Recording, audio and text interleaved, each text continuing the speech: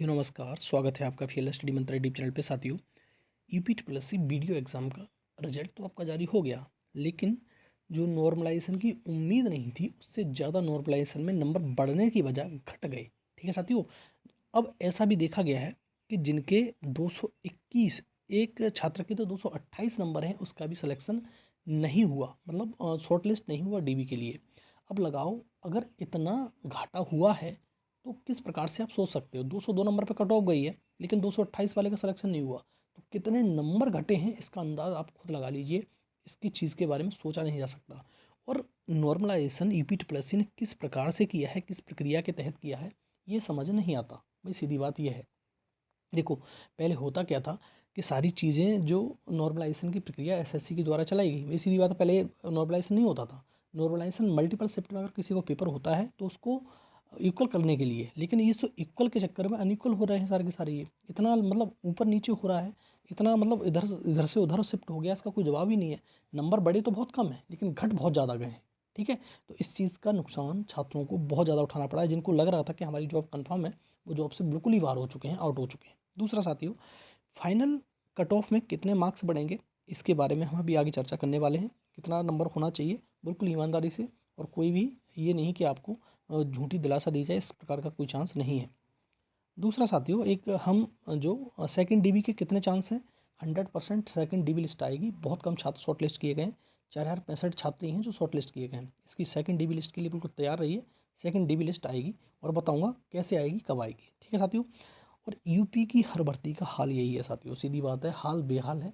सरकार रोजगार पर ध्यान बिल्कुल भी नहीं देती है। रोजगार से कोई लेना देना नहीं है, धर्म की अफीम चटा रही है लोगों को, बस उससे लेना देना है उसका। देखो ARO की बात करें, बिल्कुल भर्ती फंस चुकी है। पेपर लीक था, आउट हो चुका था।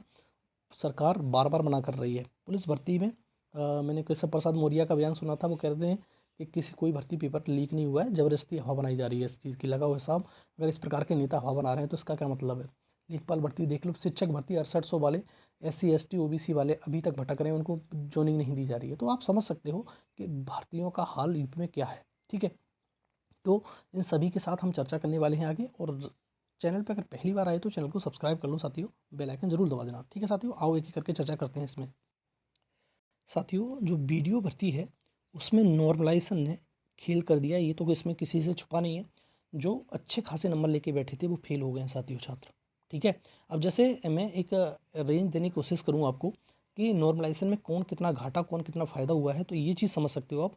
26 की फर्स्ट शिफ्ट में, जैसा कि मैंने आपको बताया भी था कि मुश्किल से मुश्किल ज़्यादा से ज़्यादा घाटा हो सकता है, तो 2 से 3 प्रश्नों में घाटा हो सकता है, मतलब 4 से 6 प्रश्न नंबर घट सकते हैं।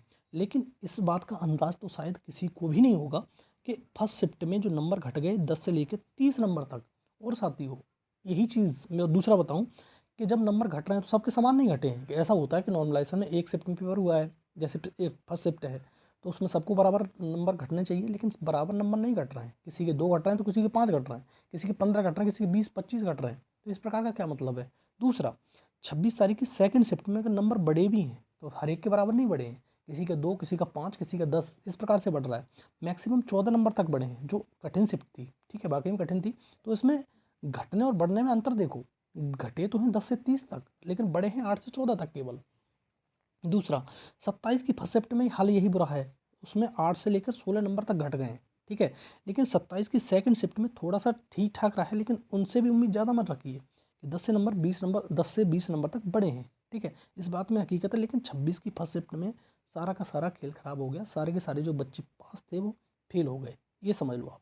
तो ये नॉर्मलाइजेशन किस प्रकार से होता है, ये चीज़ कोई फार्मूला तो है नहीं इसका। पहले भी फार्मूला एक चल रहा है, वही फार्मूला लगा देते हैं बार बार, और एक ही शिफ्ट में किसी का 2 नंबर बढ़ता है, किसी का 25 नंबर बढ़ जाता है, किसी का 1 नंबर घटता है, तो किसी का 20 नंबर घट जाता है। तो इसका क्या मतलब है, ये चीज़ समझ में नहीं आती, समझ से परे है। तो ये UP क्लियर करे इसमें कैसे किया है नॉर्मलाइजेशन आपने। दूसरा साथियों, अप एंड डाउन बहुत ज़्यादा हुआ है, इसमें कोई दो राय नहीं है। लेकिन अब जो साथियों सबसे बड़ा कंसर्न है जो मैं आपको बताना चाह रहा हूँ, वो कंसर्न है तुम्हारा मुख्य सेविका का। मुख्य सेविका में देखना, फर्स्ट में जो फर्स्ट शिफ्ट है उसमें नंबर घटेंगे और सेकंड शिफ्ट में नंबर बढ़ेंगे। और ये कहना अब बिल्कुल ही बेईमानी होगी कि कितने नंबर घटेंगे और कितने नंबर बढ़ेंगे। ठीक है, ये मुख्य सेविका में भी यही खेल होने वाला है। आगे देखते हैं साथियों। और देखो, नॉर्मलाइजेशन में तो पहले भी ऐसा नॉर्मलाइजेशन तो नहीं चाहिए था, सीधी बात ये। इस प्रकार का नॉर्मलाइजेशन कभी किसी को नहीं चाहिए था कि इस प्रकार के नॉर्मलाइजेशन करोगे तो लोग तो बाहर होंगे होंगे।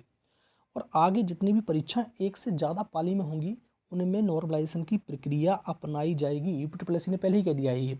दूसरा, देखो ईपीडब्ल्यूएससी में प्रयास तो किया जा रहा है कि ईपीडब्ल्यूएससी ने प्रयास किया है कि जितनी भी परीक्षा हों, ज़्यादातर भविष्य में जितनी परीक्षा होंगी वो उनको सिर्फ एक पाली में ही कंडक्ट कराया जाए, जिससे ये नॉर्मलाइजेशन का झंझट खत्म हो।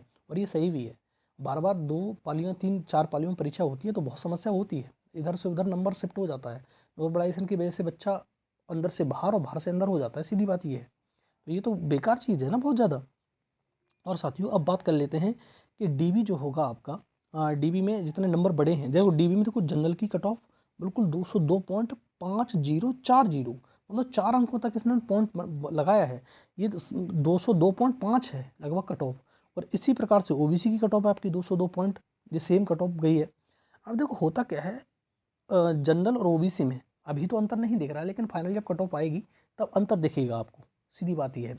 और साथियों एक चीज़ आप समझ लो, आप कोई कुछ भी कहे लेकिन मैं आपसे कह रहा हूँ, कम से कम आपके इसमें जो कट ऑफ गई है कम से कम 15 से 20 नंबर जनरल में फालतू होने चाहिए, तब आप उम्मीद लगा के बैठिए कि आपका फाइनल सिलेक्शन होगा। बिल्कुल सीधी बात कह रहा हूँ मैं, 15 से 20 नंबर कम से कम, 15 नंबर और कम से कम 20 नंबर, इतना तो होना चाहिए। और अगर ओबीसी की बात करें साथियों, ओबीसी में कितना नंबर होना चाहिए, ओबीसी में 12 से लेकर 15 नंबर आपका एक्स्ट्रा होना चाहिए, तब उम्मीद लगाइए कि आपका सिलेक्शन होगा। क्योंकि पिछली बार से कट ऑफ बहुत ज़्यादा बढ़ चुकी है, पिछली बार तो फाइनल कट ऑफ नहीं थी इतनी, तो ठीक है साथियों। अब देखो एससी की बात करें, एससी में कम से कम 8 से 10 नंबर होना चाहिए आपका फालतू, तभी आप उम्मीद लगाइए कि आपका फाइनल सिलेक्शन जाएगा।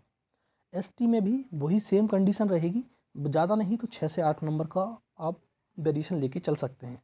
गर्ल्स की सबसे बड़ी समस्या ये है कि 192 कट ऑफ चली गई, सीधी बात ये है। तो गर्ल्स को भी कम से कम 12 नंबर तो चाहिए ही चाहिए, जो फाइनल सिलेक्शन ले पाएंगे, उससे कम नंबर नहीं चाहिए। अब आपको कौन क्या बोल रहा है उससे मुझे कोई लेना देना नहीं है, मैं जो बता रहा हूँ आपको बिल्कुल ईमानदारी और सटीकता से बता रहा हूँ, इतने नंबर से कम नंबर आपको नहीं चाहिए। 12 नंबर भी मतलब 6 क्वेश्चन चाहिए, तो इतना नंबर तो बढ़ेगा ही बढ़ेगा, ये मान लीजिए आप। अब देखो और अदर की बात कर लेते हैं, जैसे एक्स सर्विसमैन है, इनमें कैटेगरी में थोड़ा सा नंबर को इतना नहीं बढ़ेगा। एक्स सर्विसमैन में मान लो 8 से 10 नंबर, इसमें भी मान के चलो आप। और जितनी कैटेगरी है, स्वतंत्र सेनानी आश्रित हो गया, ये वाली सभी कैटेगरी हैं, उनमें सारी की सारी कैटेगरी में 8 से 10 नंबर तो मान के चलिए ही चलिए कि सब में 8 से 10 नंबर बढ़ने वाले हैं, ठीक है, तभी आपका फाइनल सिलेक्शन होगा।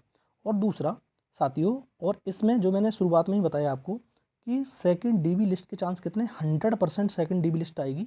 लेकिन अब ये बता देता हूँ कब आएगी, जब आप जिस प्रकार से एएसओ में, जेई में और ये मंडी स्पेक्ट्रम में आप देख रहे हो, उसी प्रकार से जब आप फाइनल रिजल्ट की डिमांड कर रहे होगे ना, तभी आपको एक झंझना पकड़ा दिया जाएगा ईपीडब्ल्यूएससी की तरफ से, लो सेकंड लिस्ट आ गई। और उसका कोई मतलब नहीं है, बस रिजल्ट डिले करने का मतलब होता है उनका, ठीक है। तो इसी प्रकार से आपको सेकंड डीबी लिस्ट मिलेगी, ठीक है साथियों। और पूरा वीडियो आपने देखा होगा ध्यान से, तो आपको बातें समझ में आई होंगी। और साथियों पूरा वीडियो देखने के लिए आपका बहुत बहुत धन्यवाद। आपका दिन शुभ हो, धन्यवाद।